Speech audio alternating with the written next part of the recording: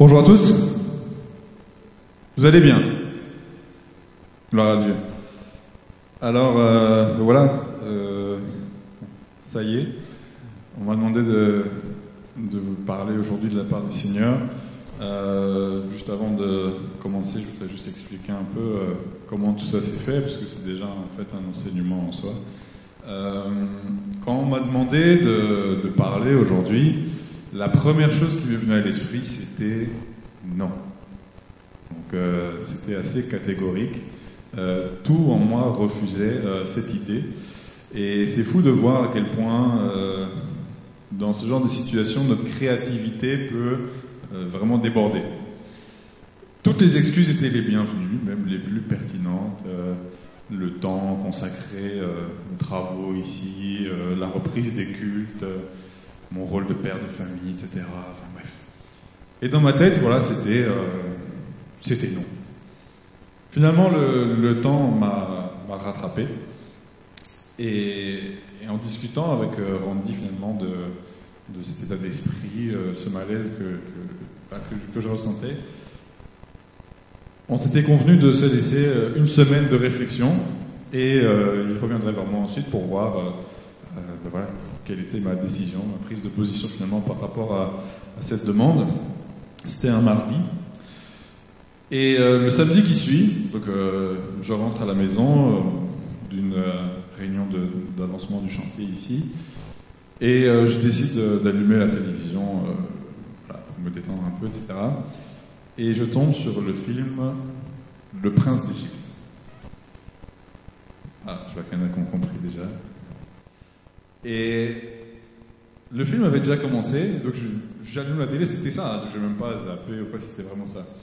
Le film avait déjà commencé, après quelques minutes arrive le moment où Moïse se met à la recherche d'une brebis perdue et il voit le buisson ardent. Ceux qui n'ont pas compris la première fois, ils ont compris maintenant ou non? Dieu lui apparaît, il lui confie une mission, celle d'aller trouver Ramsès.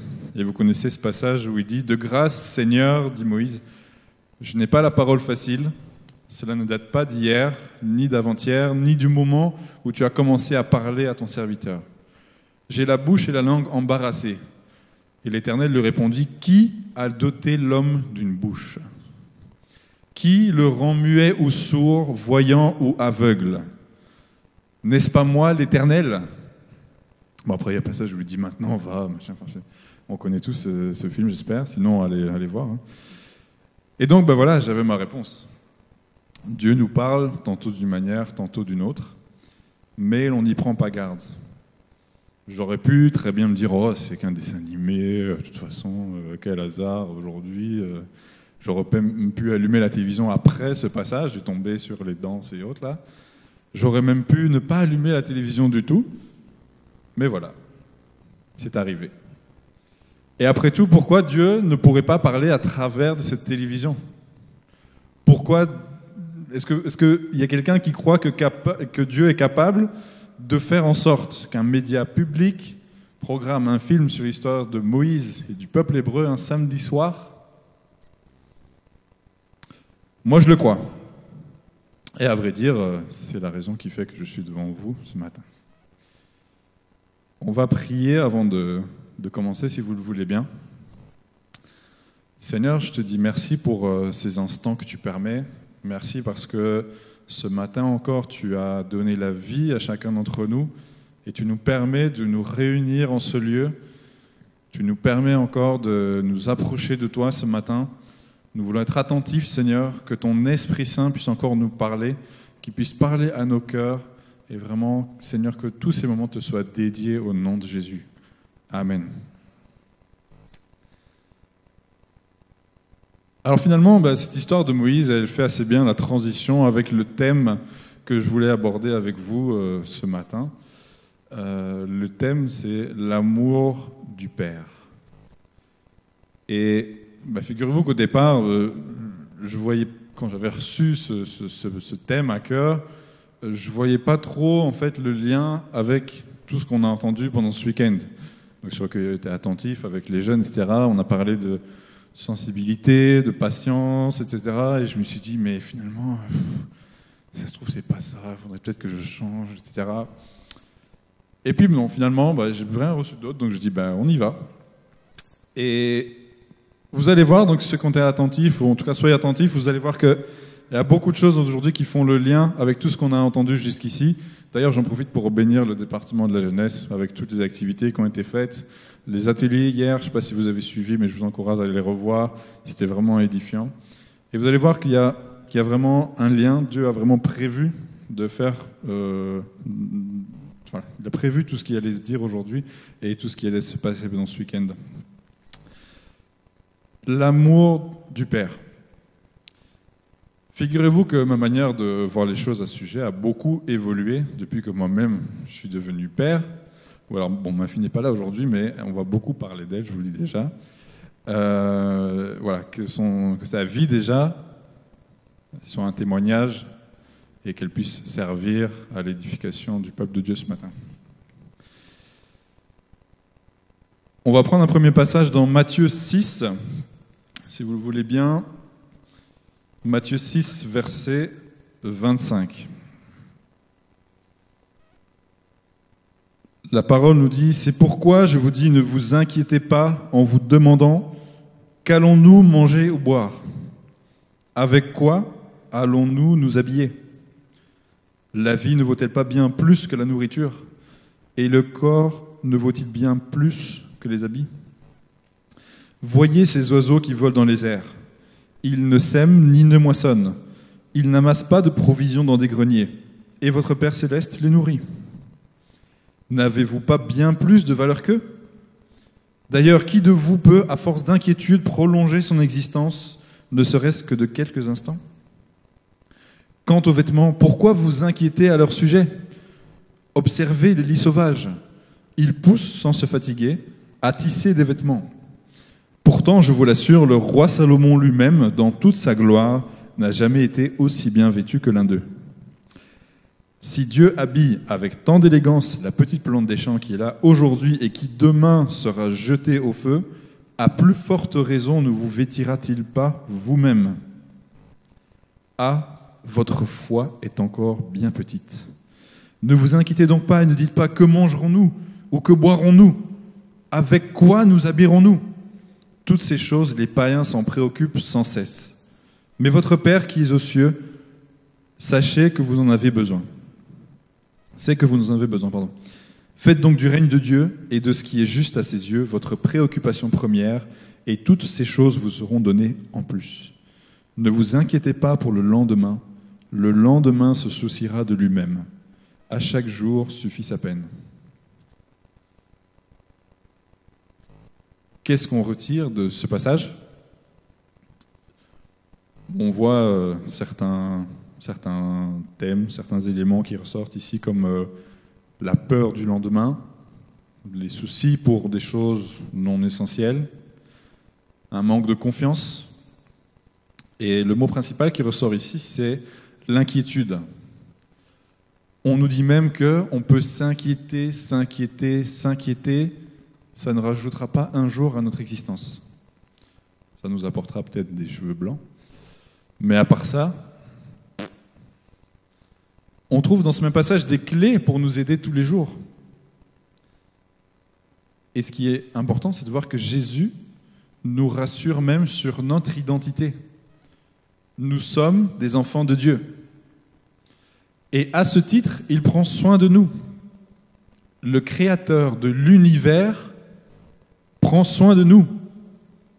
C'est quand même assez fort, non ? Je vous disais que j'avais parlé de ma fille. On peut observer chez les enfants plusieurs attitudes intéressantes. Généralement, les enfants se soucient de rien. En tout cas, pas grand-chose. Ils vivent leur meilleure vie.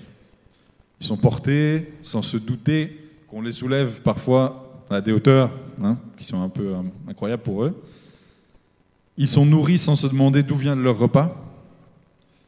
Ils dorment sans se soucier de ce qui les attend le lendemain. En grandissant, nous avons tendance à plus nous focaliser sur ces choses.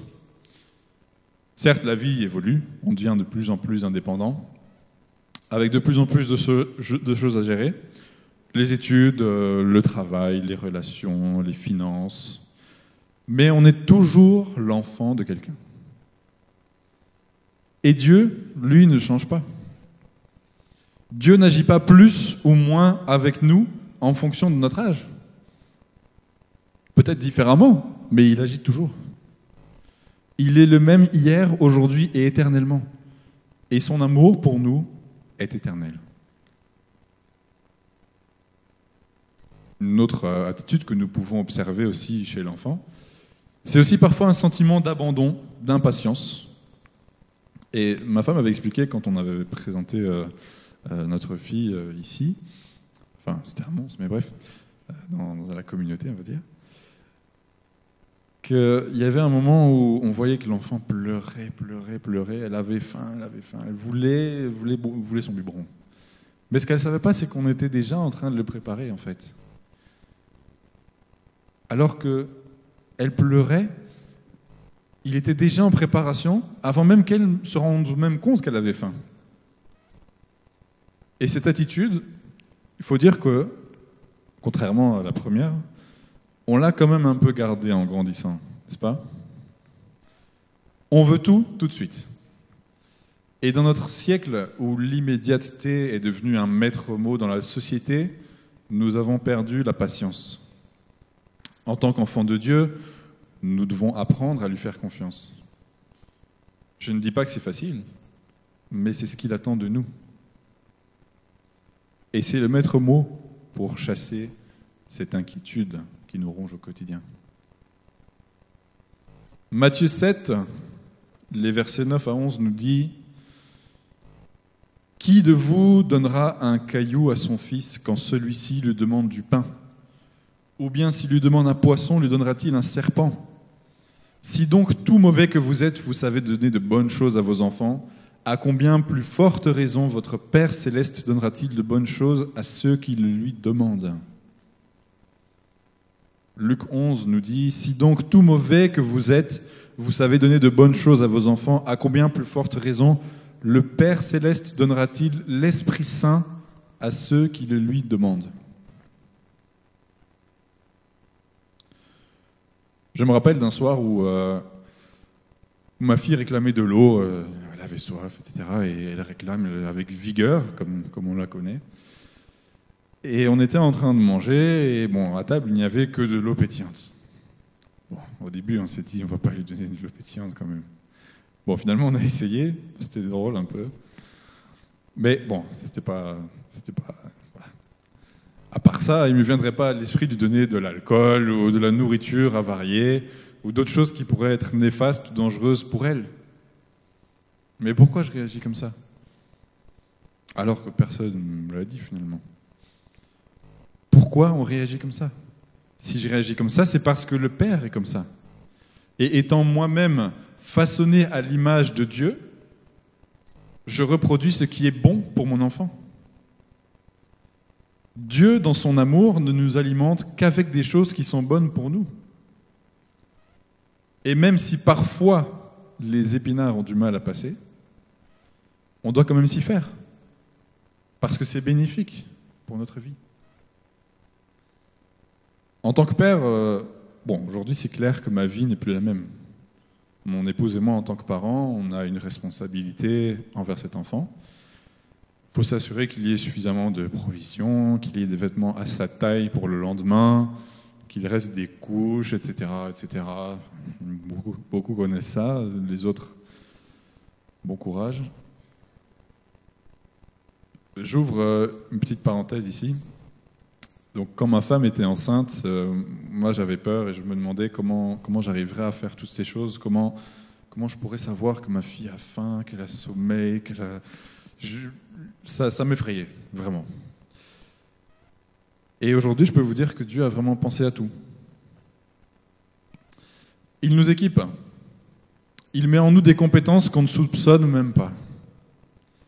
Et parfois, tout ce que nous avons à faire, c'est d'attendre que des épreuves ou des situations viennent révéler les compétences que Dieu a mises en nous. Amen. Je ferme la parenthèse. Je me permets de faire des ouvertures, fermetures, tout ça. On revient sur le thème. Donc, ici, devoir assumer ce rôle de parent m'a fait réaliser à quel point Dieu tient à nous et veille sur nous, même quand nous ne nous soucions pas de lui. Aussi imparfaits que nous sommes en tant que parents, nous ne pouvons pas passer une journée sans faire quelque chose pour le bien de notre fille. Et Dieu, lui, dans son amour parfait, pensez-vous qu'il peut vous oublier? Aujourd'hui, je vous le dis, il prend soin de toi. Il veille sur toi. Il te précède. Il te connaît. Il t'aime. Amen. Jean 3,16. Est-ce qu'il y a moyen de parler de l'amour de Dieu sans parler de ce verset? Oui, Dieu a tant aimé le monde qu'il a donné son Fils, son unique, pour que tous ceux qui placent leur confiance en lui échappent à la perdition et qu'ils aient la vie éternelle. Amen. Pendant des années, je réfléchissais beaucoup à propos de ce verset, de ce sacrifice que Dieu a fait pour nous en envoyant Jésus, son Fils, pour nous sauver. Et je dois dire que mon esprit cartésien, assez carré, mes études ou mon métier d'ingénieur n'ont pas vraiment aidé à comprendre mieux ce passage. Souvent, je comparais cela à des films. Imaginez, on va faire un petit scénario. La Terre est frappée par un virus mortel au niveau mondial. Ça dit quelque chose à quelqu'un? Personne ne trouve le moyen de s'en sortir. La fin de l'humanité approche, jusqu'à ce qu'on trouve par hasard une famille stable, immunisée par l'infection. Et vient alors le verdict des médecins. Il est nécessaire de sacrifier votre enfant pour espérer sauver une partie de la population et ainsi assurer la survie de l'immunité. Si c'est pour une bonne cause, après tout, que ça sauve l'humanité, est-ce que ce ne serait pas héroïque, courageux, sacrifier une vie pour des millions qui ne demandent que ça? Ça vous choque peut-être ce que je suis en train de dire. Mais moi, c'est quelque chose, une pensée qui m'a réellement habité pendant longtemps. Il y a peut-être des gens ici qui se posent la question et qui aimeraient savoir aussi, changer d'état d'esprit ou quoi. Si c'est le cas, gloire à Dieu. Moi, de mon côté, je n'arrêtais pas de réfléchir à ce sujet. J'essayais de mettre des mots, mais il y avait quelque chose qui me manquait. J'avais d'un côté la conviction absolue dans mon cœur que Jésus s'était sacrifié pour moi, pour me libérer du péché. Mais de l'autre, j'avais ce sentiment qui me disait, mais finalement, c'était peut-être pas grand-chose, quoi. Je savais que mon raisonnement n'était pas juste et qu'à un moment donné, il me faudrait trancher. Ce n'était pas concevable de faire cohabiter ces deux pensées. Mais il me manquait un petit quelque chose pour en avoir la certitude absolue. Aujourd'hui, je peux vous dire que j'ai choisi mon camp. Et je vais vous dire ce qui m'a manqué. Si on refait le scénario, vous vous rappelez, mais qu'on rajoute Dieu dans l'équation. On a toujours ce virus mortel, le péché, qui infecte le monde et détruit des vies. Il faut faire quelque chose, mais personne ne répond présent. Il n'y a pas de solution. Lui l'a fait. Et contrairement au premier scénario où tout le monde criait à l'aide, il l'a fait pour des gens qui ne le demandaient pas. Il l'a fait pour des gens qui n'en voulaient même pas. Ça me fait penser à cette chanson de Jérémy Sourdril, dans une phrase où on dit « Dans mon amour injuste, tu m'as sauvé ». Romains 5, on va prendre le verset 6 et 8. Et la parole nous dit « En effet, au moment fixé par Dieu, alors que nous étions encore sans force, Le Christ est mort pour des pécheurs. À peine accepterait-on de mourir pour un juste, peut-être quelqu'un aurait-il le courage de mourir pour le bien.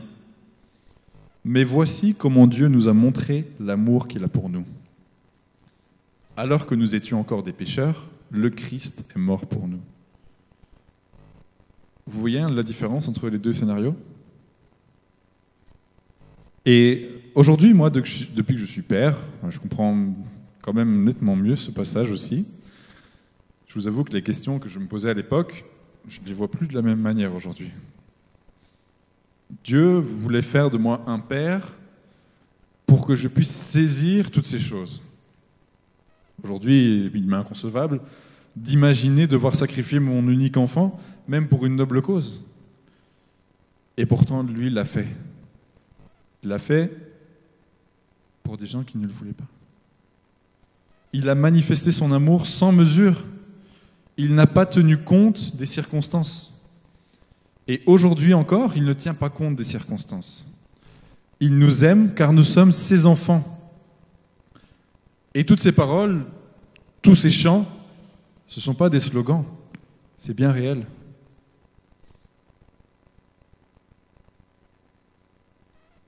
On va prendre un dernier passage dans Luc 15, les versets 18 et 20. C'est l'histoire du fils prodigue, où le fils avait demandé à un moment donné son héritage au père, et il lui disait « Écoute, moi, je veux aller vivre ma vie ». Et enfin, il se rend compte qu'il a fait une erreur. Et donc la parole nous dit « Je vais me mettre en route, j'irai trouver mon père, et je lui dirai « Mon père, j'ai péché contre Dieu et contre toi. Je ne mérite plus d'être considéré comme ton fils. Accepte-moi comme l'un de tes ouvriers. » Il se mit donc en route pour se rendre chez son père. Et comme il se trouvait encore à une bonne distance de la maison, son père l'aperçut et fut pris d'une profonde pitié pour lui. Il courut à la rencontre de son fils, se jeta à son cou et l'embrassa longuement. La parole de Dieu ne change pas.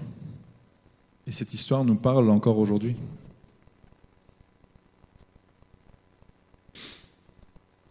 Il y a plusieurs enseignements à retirer de cette parabole. En tant que chrétiens, parfois, nous voulons notre liberté, nous voulons laisser tomber, profiter des plaisirs de la vie sans avoir toujours l'autorité du Père au-dessus de nos têtes. Ce texte nous montre que Dieu, dans son grand amour, nous laisse le choix. Quand le fils souhaite partir avec son héritage, son père lui donne sans résistance. Mais quand il se rend compte de son erreur, il s'humilie devant le père. Et quelle est son attitude? Il est tellement content de le retrouver.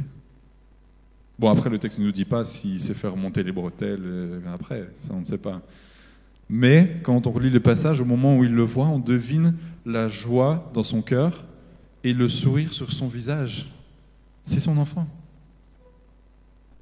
Et c'est comme ça que Dieu nous accueille après que nous nous soyons égarés. Reviens à lui ce matin. Reviens dans ses bras. Reviens te jeter dans ses bras d'amour. Accepte l'amour de Dieu dans ta vie.